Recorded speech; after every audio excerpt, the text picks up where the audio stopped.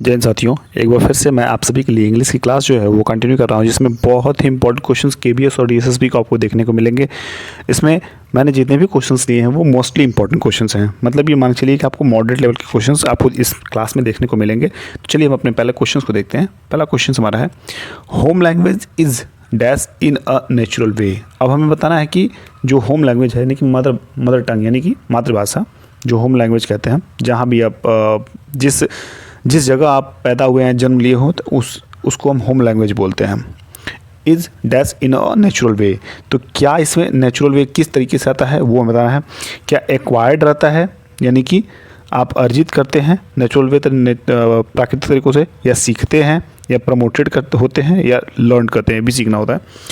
तो सीधा सा मैं बता दूं, इसका ऑप्शन जो हो जाएगा ये एक्वायर्ड हो जाएगा। एक्वायर्ड मीन्स होता क्या है ये जान लेते हैं हम। एक्वायर्ड मतलब होता है अधिग्रहित या अर्जित, इसको अर्जित भी हम मानते हैं। तो अर्जित जब कोई चीज़ हम कहीं जैसे नेचुरल, अब ये नेचुरल से हम पाते हैं अपने नेचर से, जो हमारे अगल बगल के जो नेचर हैं उन नेचर के तरीक़ों से हम अपने होम लैंग्वेज को हम प्राप्त करते हैं, अर्जित करते हैं, इसलिए यहाँ पे एक्वायर्ड हो जाएगा। हम किसी भी और चीज़, जैसे इंग्लिश है वो हम सीखते हैं तो टॉट उसके लिए हो जाएगा। प्रमोटेड अगर हम किसी भी लैंग्वेज को प्रमोटेड करते हैं, जैसे उसको बढ़ाते हैं, तो उसको प्रमोटेड हो जाएगा। लर्न, ये भी सीखना होता है, लेकिन ये एक्वायर्ड यहाँ पे सही ऑप्शन हो जाएगा। इस तरह पहला क्वेश्चन का पहला ऑप्शन सही हो जाएगा। दूसरा क्वेश्चन है, देखिए दूसरे क्वेश्चन से पहले मैं आप सभी से रिक्वेस्ट करूंगा, जो भी लोग जैसे क्लास बहुत लोग रेगुलर देख रहे हैं लेकिन सब्सक्राइब नहीं कर रहे हैं, तो please I requested to you, please subscribe my channel and also like this videos if you like this video. ठीक है, तो अगर आपको ये क्लासेस अच्छे लग रहे हैं तभी आप लाइक करिए, बहुत ज़्यादा आपको दबाव नहीं, लेकिन फिर भी मेरा हक बनता है आपसे कहने का, और मैं ज़रूर कहूँगा कि आप क्लास को लाइक करिए।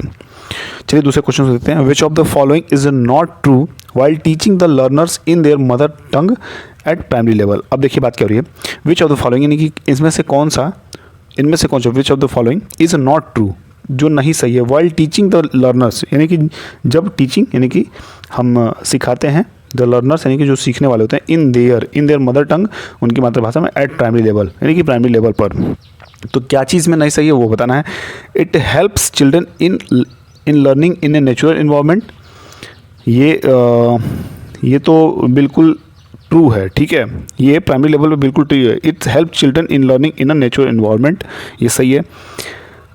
It is helpful in the intellectual development of child. ठीक है, तो बच्चों के बौद्धिक विकास के लिए क्या मातृभाषा जरूरी है?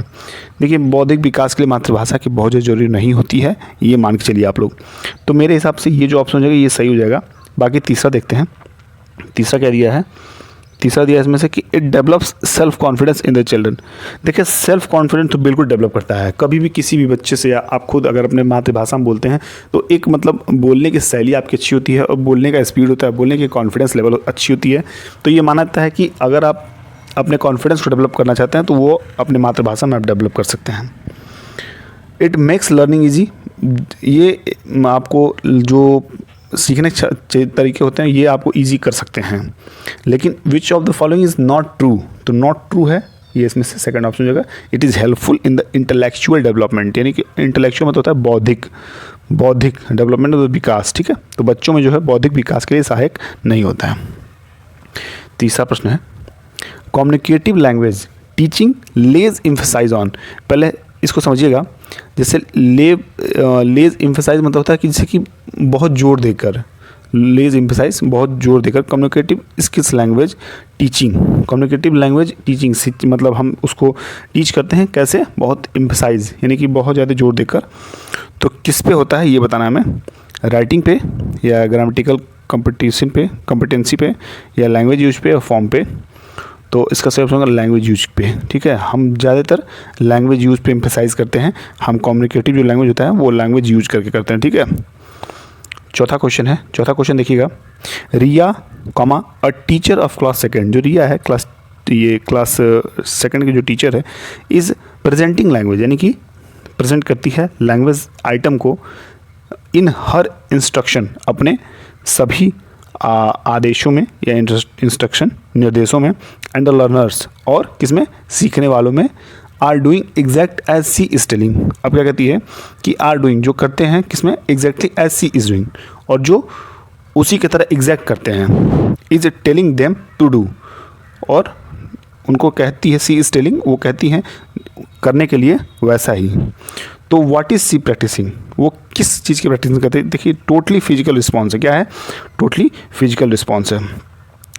तो यहाँ बहुत ही मतलब ये क्वेश्चन थोड़ा इसको एक तरह से जटिल माना जाता है। इस क्वेश्चन को, इसको मैं बड़ा इस क्वेश्चन को प्रयास किया अच्छे तरीके से समझाने का, क्योंकि किसी भी अगर सेंटेंस का हम हिंदी अगर जान लेते हैं तो हमें उस क्वेश्चन को समझने और करने की क्षमता हमारे अंदर अलग से एक विकसित हो जाती है। तो इसीलिए मैं इसको समझा के फिर बताने का प्रयास करता हूँ। देखिए कम्युनिकेटिव लैंग्वेज मेथड तो बिल्कुल नहीं होगा, डायरेक्ट मेथड नहीं है, ऑडियो लिंगुअल मेथड नहीं है। देखिए पहले जानिए लिंगुअल मतलब क्या होता है। लिंगुअल मतलब होता है कि एक भाषी है, बाई मतलब द्विभाषी, और ट्राई मतलब तीन भाषी। तो ऑडियो लिंगुअल मेथड तो है नहीं, ये सही हो जाएगा टोटल फिजिकल रिस्पॉन्स।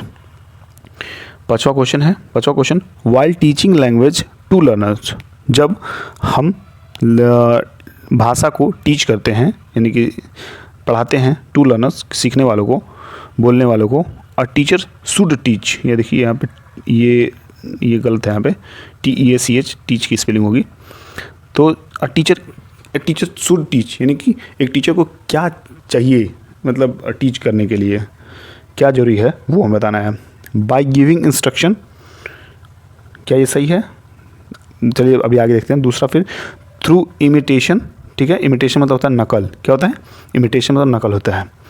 और तीसरा है इन एन इंटीग्रेटेड मैनर या इन आइसोलेशन। आइसोलेशन मतलब समझे ही हैं, आइसोलेटेड, ये इतनी कोविड-19 में इतना आइसोलेट का नाम चला था, तो उम्मीद है आप सभी लोग समझेंगे।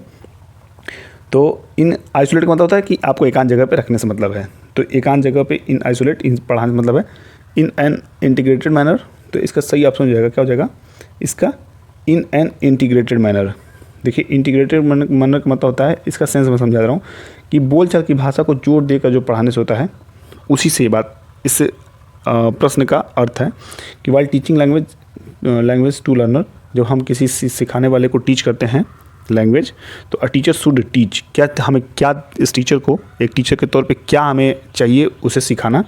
तो एन इंटीग्रेटेड मैनर, इंटीग्रेटेड मतलब किसी भी बोलचाल की भाषा को जोर देकर पढ़ाने के लिए हमें एक सभ्यता जो है विकसित करनी चाहिए बच्चों में। छठवां प्रश्न है एन इंटोनेशन में not be a dash tone. अब देखिए कि एन इंटोनेशन, इंटोनेशन मतलब होता है बोलते समय उतार चढ़ाव। क्या होता है? जो बोलते समय उतार चढ़ाव होता है उसको हम इंटोनेशन बोलते हैं। मे नॉट बी यानी कि नहीं होना चाहिए कैसा टोन? अब उस टोन को बताना है, क्या लाउड टोन नहीं होना चाहिए, या स्लाइडिंग टोन, या राइजिंग टोन, या फॉलिंग टोन? तो इसमें जो है ये स्लाइडिंग टोन नहीं होनी चाहिए। क्यों चाहिए? ये लाउड टोन तो हो सकता है, क्योंकि हम जब हम बोलचाल की भाषा को बात करते हैं थोड़ा ऊंची आवाज़, मतलब उसको बोल बोल के थोड़ी तेज़ बोल सकते हैं, तो उसमें कोई दिक्कत नहीं है। राइजिंग मतलब हो सकता है, राइजिंग भी हो सकता है, फॉलिंग भी हो सकता है, लेकिन may not be a sliding tone मतलब बदल बदल कर नहीं होना चाहिए। सातवां है, देखिए थोड़ा टाइम तो मैं ले रहा हूँ क्लासेस में, अब जो है अब जितने क्लासेस बनेंगे उसमें थोड़ा टाइम लगेगा, लेकिन प्रयास है कि जो क्लासेस मतलब पेपर से पहले आपको अच्छे से समझा के तब आपको पेपर के लिए तैयार करना। तो सातवां question, functional grammar stands for using dash, sorry ये स्लैश है, teaching grammar in slash through. तो फंक्शनल ग्रामर, जो फंक्शनल ग्रामर होता है, पहले हम जानते हैं फंक्शनल ग्रामर का, जैसे कार्यात्मक जो व्याकरण उसकी बात हो रही है। Stands for using teaching grammar in through, किसके थ्रू होता है ये बताना है।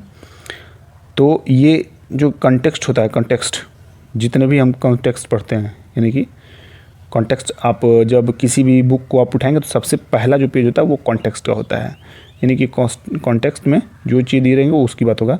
तो यहाँ उसी सेंस है। तो teaching grammar in the through, context के थ्रू हम टीचिंग करते हैं, इसी की बात हो रहा है।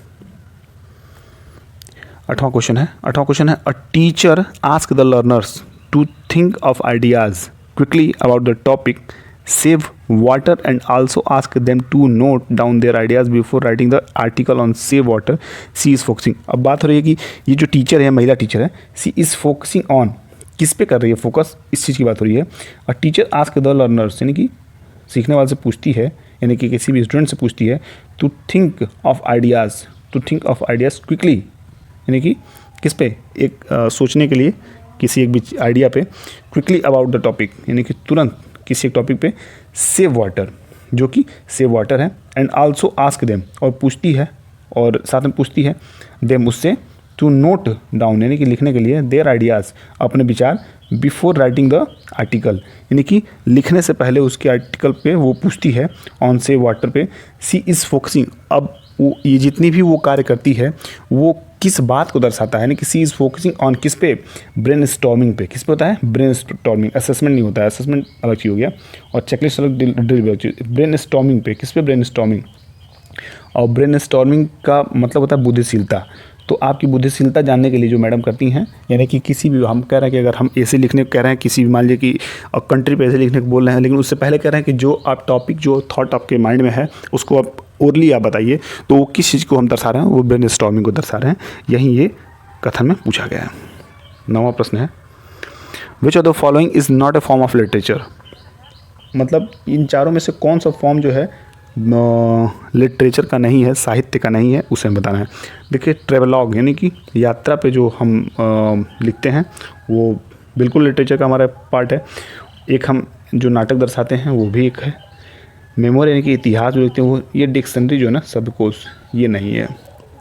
ठीक है, तो इस तरह 9वां क्वेश्चन हम देखें। 10वां क्वेश्चन है, देखिए असेसमेंट। अब यहाँ पर असेसमेंट हम बात करेंगे। तो असेसमेंट क्या होता है, जजमेंटल होता है, ये बताना है, या प्रोडक्ट ओरिएंटेड होता है, या प्रोसेस ओरिएंटेड। तो ये दोनों होता है। जजमेंट जो होता है, जजमेंट किसी प्रोसेस के थ्रू, सॉरी असेसमेंट जो होता है हम किसी प्रोसेस के थ्रू किसी प्रोडक्ट ओरिएंटेड पे पहुंचते हैं। ठीक है, किसी प्रोडक्ट पे पहुंचते हैं, कैसे, किसी प्रोसेस के through, that's called the assessment. तो यहाँ पे चौथा ऑप्शन जो जगह सही जगह, बोथ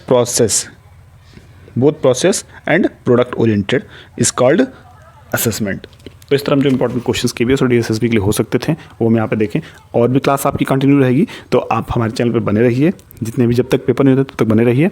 और इसके बाद भी आप बिल्कुल आप हमारा साथ में छोड़िएगा, क्योंकि हम आपके लिए हर समय, यानी कि जब तक कि पेपर जो रहेंगे उसके लिए इंपॉर्टेंट क्लास हर समय लगाते रहेंगे।